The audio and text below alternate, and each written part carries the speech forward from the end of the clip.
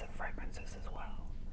But this is just a nice, like, everyday, out of the shower, running errands, going to the office, you know, scent. And it is unisex. If you haven't hit subscribe, please consider doing so. It's a free way to help the channel grow. If you have hit subscribe, hit the like, hit the notification bell, just start hitting stuff. Just start hitting stuff. And the magazine of the day is GQ with Jacob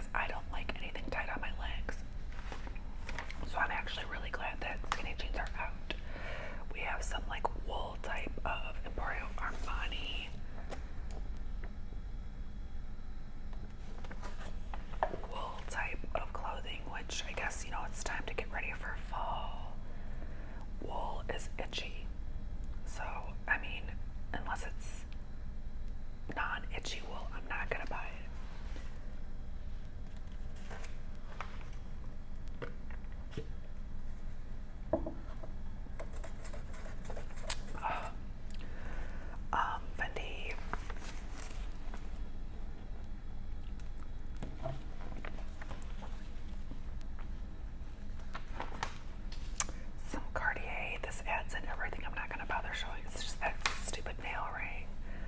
Salvatore Ferragamo, or I'm not sure how to say that, but these totes are pretty cool. Although, if they're hard to get into, no thank you. Yeah, if you're traveling and you don't want to get like pickpocketed, but for everyday use, I want my things just to be like readily available. Look at these though. Look at these Valentinos. I can dig that. That is pretty cool. But I don't wear color, so Bottega Veneta's. These boots are pretty cool.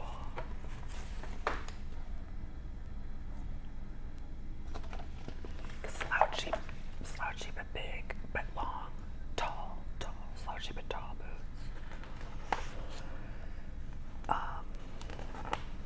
Have you seen The Gray Man on Netflix? There's an ad for it here. The Gray Man on Netflix. I have not seen it. I heard it was good. This ad makes it look a little sci-fi though, so I don't know. I'm not big on sci-fi. Although I just watched Prey on Hulu. Prey on Hulu was excellent. Tom Ford eyewear. Versace. Okay, we're just now getting to the table of contents after all that. We're just now getting to the table of contents. This is the September, the hype issue. More ads. Ralph Lauren with the dark brown, which I'm not into dark brown. The real action is off the field. GQ Sports. We have, I'm not sure. Banana Republic. I've seen this ad several times as well. Oh my god, you guys, my daughter says if I was a dog, I'd be this kind of dog. That's not a compliment, is it? Actually, I think it's time for bangs again, because one of my favorite YouTube people got bangs recently, and I was like, yeah, I think it's time for bangs again. So if you see me with bangs one day, I just went ahead and did it. There's no such thing as bad hype. Hype used to be a pejorative term meant to suggest that something, a film, an album, a model, a sneaker, whatever, was all style, no substance, all talk, no walk. But it's a new moment, and all that's changed. Now, hype means energy, buzz, momentum, connection. It means people are talking, texting, DMing. It means they're gagging, they're obsessed. They're gagging. Okay, if a project doesn't have at least a little hype on it, can it even break through the noise? So, hype has a new definition. I call the baby a hype beast all the time.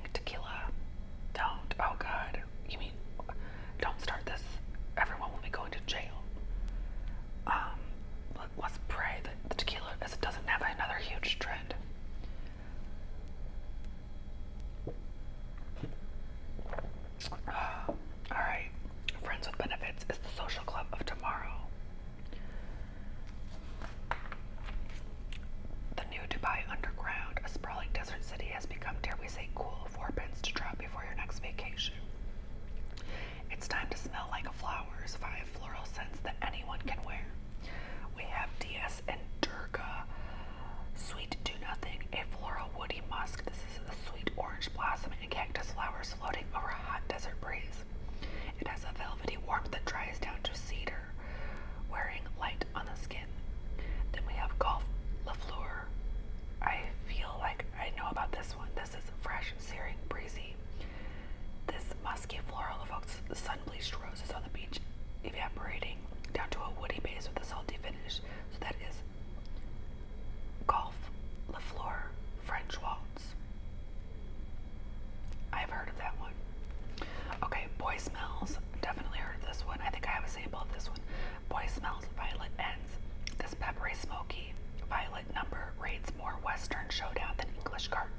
It's a quirky bouquet of gunpowder, tea leaves, and soft suede violet on top, not for the average cowboy.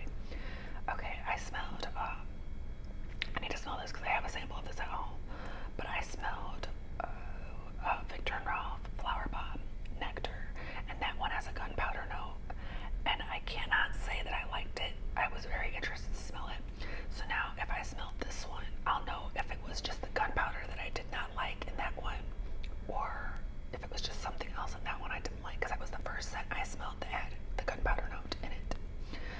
Gucci Tears of Iris is a subdued, secretive flower. Its scent hides out in the heat of your skin, detectable only by those who come near.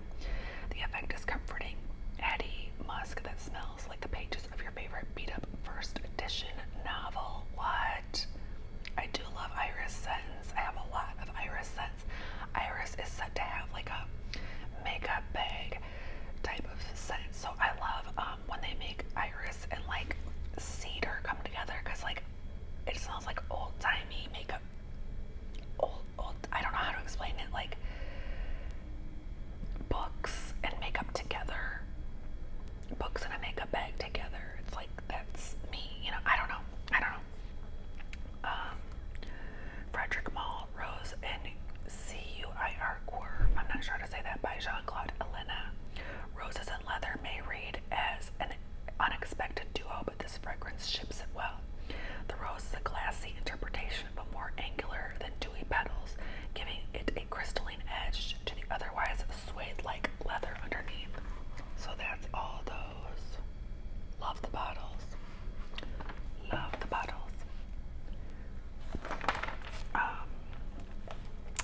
Hairstyles to rock right now, according to hair experts, the gender-neutral mullet. Okay, guys, I love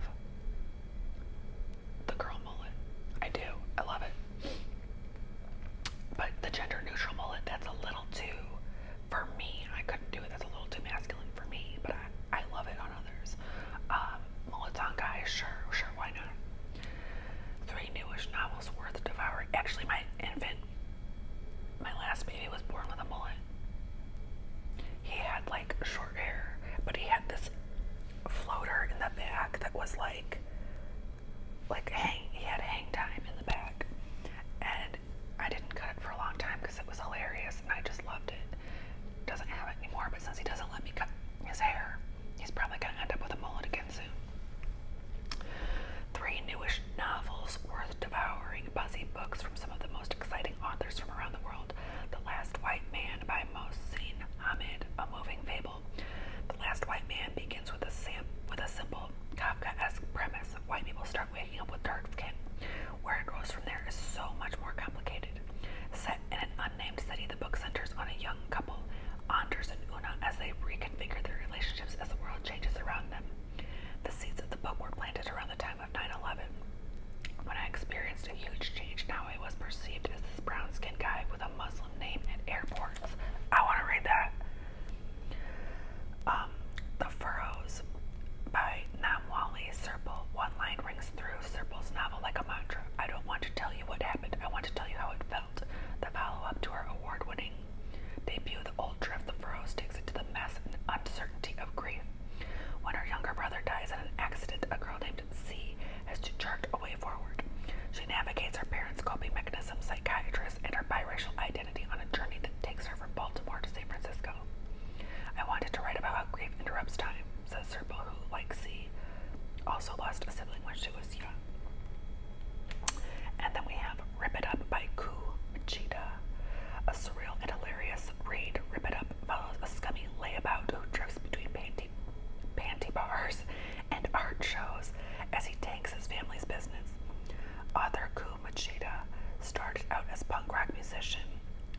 band is called Inu.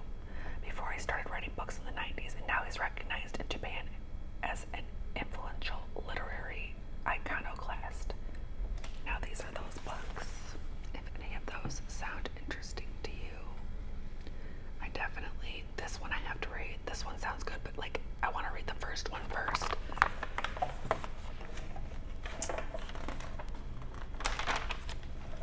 All right.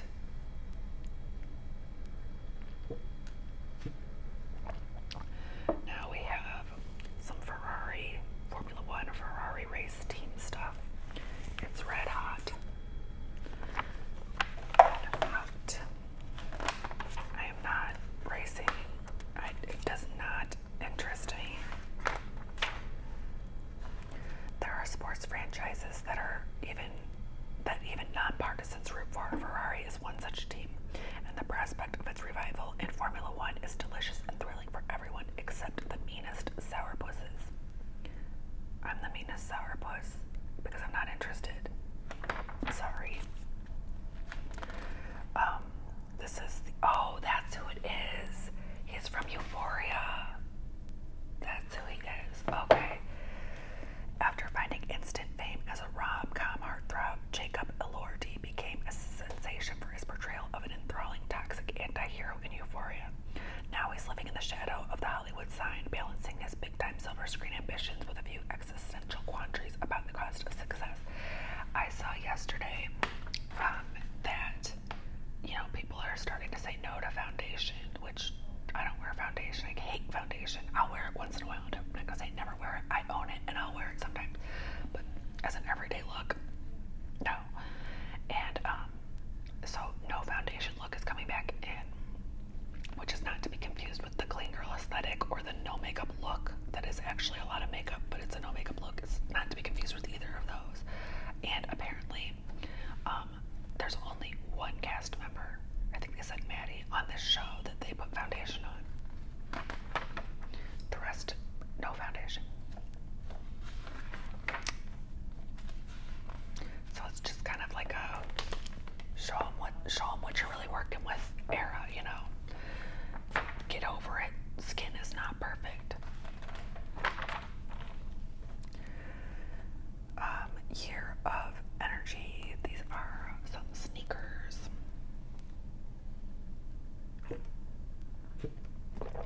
My teenager and my fiance are really into sneakers. I'm not. I'm into shoes, but not as like a collector. They are, but their era is ending. And my daughter got her last pair of shoes in the mail. I mean, she gets paid to babysit, and she always spends it on shoes. Like, she leaves nothing left over for like going places, and then she'll like beg me for money. I'm like, I paid you. If you wanted to spend hundreds of dollars on shoes, then that is what you chose to do with it. Now you don't get to ask me for 20 here, 20 there, 30 here, 30 here, 10 here, 10 here. That is your money. Like, you have an income now, and you're spending 100% of it on shoes that you don't need. Okay, to bring it back, but her last pair of shoes, she said, Mom, I didn't get a shoe high this time. I said, good. Maybe you're ready to go a little more minimalistic, because if you're not getting that joy, stop. I was like, honestly, you should sell at least half of what you have. But whatever. 1980s Air Jordan, 1970s Nike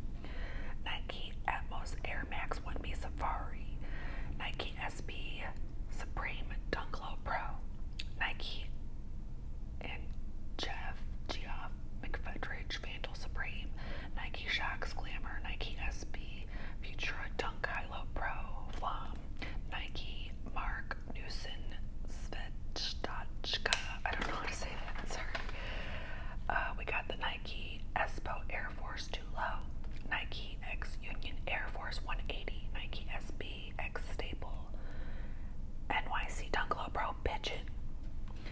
And it just goes on and on, apparently. Here is a signed Nike Monarch. It says it's a Monarch. I don't see how that's a Monarch, but it says it's an Air Monarch. Then we're up to the 2020s, and there's some SBs, Nike Hot Step. I don't know what that is. Okay. The Alchemy of Hype. Dior Men artistic director Kim Jones has turned the reversed French house into a platform for artists and designers from outside the high fashion world. Owning his new vision for luxury with names like Air Jordan, COS, and Stussy, his latest goes even further as he hands the keys of Dior Atelier over to an emerging design sensation named Ellie Russell Linens. So he's essentially, I guess he's passing down his torch, possibly. And just some more dress up ads here. Bella and Rami. Bella Hadid makes her long-awaited acting debut in the new season of Rami, and it turns out her friendship with the show's creator and star Rami Youssef has helped her navigate some of life's more meaningful questions concerning faith, family, and using your voice for common good. I've never seen Rami. Is it good? Let me know. See, she's got bangs too. I think they're back in a big way. Marcus Mumford's Secret and Salvation.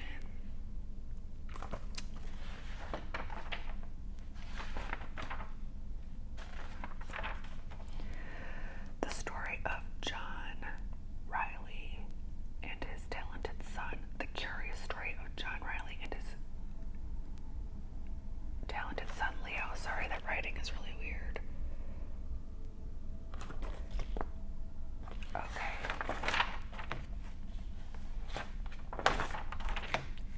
That's them on a bike together, or them about to get on a bike together. Okay. So they are pretty into fashion, it seems. Final shot. That's a little scary. Well, that was it. That was it. Thank you if you're still there. That was a long video. So if you are still there, thank you for watching till the end. I hope you have a good